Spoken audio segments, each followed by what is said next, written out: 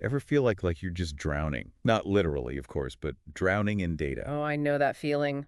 Mountains of numbers, and you're not even sure which way is up, let alone which direction to go. Exactly. And that's exactly why we're doing this deep dive. A bunch of you wrote in about analytics, and it seems like figuring out KPIs is a big, a big pain point. It's so easy to get lost in the weeds with all that data. Totally. So let's try to clear things up. We're talking about key performance indicators, those KPIs everyone's always mentioned. Think of them like your compass, Yeah. guiding you toward what actually matters for your goals.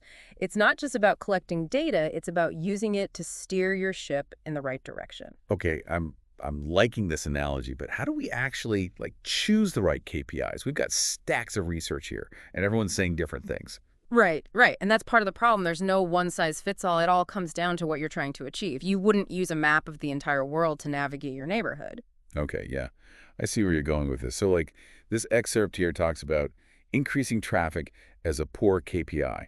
Honestly, at first I thought, well, more traffic sounds good. What's the issue? It seems like a no-brainer, right? But it's way too vague. Like, what kind of traffic? Traffic to your website, to a specific page. Oh, I get it. It's about quality, not just quantity. Exactly. A better KPI would be, say, increasing the percentage of visitors who actually buy something from your website, your conversion rate. Okay, so it needs to be specific and measurable. I'm with you. And that actually ties into something I jotted down. When it comes to online sales, for example, it sounds like conversion rate, turning those visitors into customers, that's a KPI worth tracking.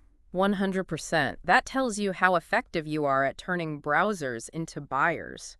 And to dig even deeper, you could track the ratio of new visitors to returning ones. Oh, interesting. So a high number of return visitors, that's a good sign. Could be.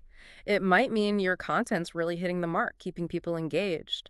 Or if it's an e-commerce site, maybe it means people love your products enough to come back for more. Right, right. It's like, are people just stumbling upon your site by accident, or are they actually choosing to stick around? Exactly. It all goes back to understanding what the data is telling you about your audience and your overall goals. This is making me think about something else I've been wrestling with: landing pages. I mean, you spent all this time creating a killer landing page, but are people actually sticking around? You're talking about bounce rate, right? That's a huge one for landing pages. If people are hitting that page and immediately bouncing, something's not right. Yes, it's exactly what I was getting at. High bounce rate, not a good look. Not at all. It might mean your message isn't resonating, your design's off-putting, or maybe you're just not attracting the right audience in the first place. It's like sending out a pizza flyer to someone who only eats, like, vegan food. Okay, now that is a KPI analogy I can get behind. So we've talked about a bunch of different KPIs, but how do we actually keep track of it all? This pile of research mentions spreadsheets, fancy dashboards. It's a lot. Yeah, it can be overwhelming. Spreadsheets are great for, like, getting started and keeping things organized, but those dashboards you mentioned, those can be game changers. I was wondering about those. Are they really worth the hype? Oh, they can be amazing. It's like having this control panel for your business. You see all your key metrics visualized in real time, all in one place. You can spot trends, identify areas for improvement. It's pretty powerful stuff. Wow, that sounds incredible.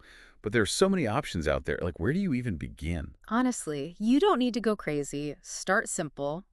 Pick one or two KPIs that truly matter to you, set up a simple spreadsheet, or find a basic dashboard tool, and go from there. So it's not about tracking everything under the sun, just the metrics that tell our unique story. Exactly. Don't drown yourself in data for the sake of it.